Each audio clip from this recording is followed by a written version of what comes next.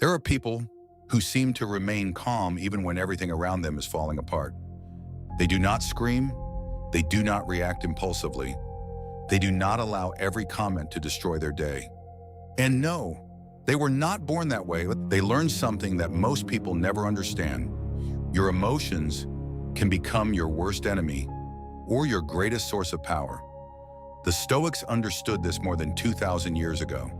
Marcus Aurelius, Roman emperor, one of the most powerful men in history, wrote something extraordinary.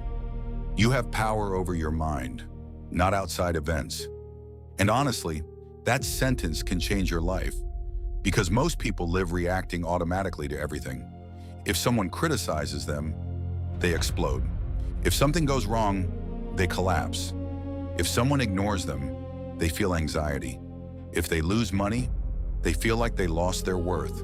They live like ships without direction, moved by every emotional wave. But the Stoics taught something completely different. They understood that there are many things you cannot control. You cannot control what people think about you. You cannot control the past. You cannot control the weather, traffic, the economy, or the decisions of other people. But there is something far more important you can control, your response, and that is where true freedom begins. Because when you understand this, you stop handing the keys of your peace of mind to other people. Imagine this. Someone speaks badly to you. Most people react immediately. They become angry. They get emotionally trapped. They lose control. But a Stoic would pause, they would breathe, and ask themselves, is this really worth losing my peace over? That pause may seem small, but it can completely change your life. Because many times the problem is not what happens. The problem is the story your mind creates around it. Epictetus said, "It is not what happens to us that affects us, but what we think about it." And that is brutally true. Two people can experience the exact same situation, and one destroys themselves emotionally while the other remains calm and steady. Why? Because interpretation changes everything. Think about how many times you have suffered over things that never even happened. Imaginary scenarios, invented conversations of fear of the future, overthinking, your mind creating storms, while your body experiences them as if they were real. The Stoics understood this perfectly. That is why they practiced something called the discipline of perception. In simple words, it means do not react immediately to every thought or emotion, because not everything you think is true. And that is extremely important to understand. Your mind can lie to you, it can exaggerate, it can dramatize, it can make you feel rejected when nobody rejected you. It can make you feel like a failure, even when you are only beginning. That is why the Stoics train the mind every single day, not to become cold, but to become strong. And there is a huge difference. A cold person suppresses emotions. A strong person understands them, but refuses to be controlled by them. That is real emotional power. Now, here is something interesting. Many people believe controlling emotions means feeling nothing at all. Wrong. The Stoics felt sadness, anger, fear, anxiety. They were human. The difference is that they did not become slaves to those emotions because they understood something profound. Emotions are visitors, not leaders. The problem begins when you allow an emotion to make decisions for you. For example, when you are angry, you say things that destroy relationships. When you are afraid, you abandon opportunities. When you are anxious, you sabotage your own peace. And later, you end up regretting temporary emotional decisions. That is why Seneca said something incredible. He who suffers before it is necessary, suffers more than necessary. Think about that carefully.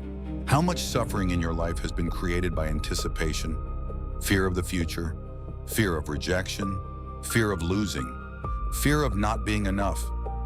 Meanwhile, the present moment escapes you. The Stoics constantly tried to return to the present because the present is the only place where you truly have power. Not yesterday, not tomorrow, here, now. And honestly, we live in an age where controlling emotions has become harder than ever.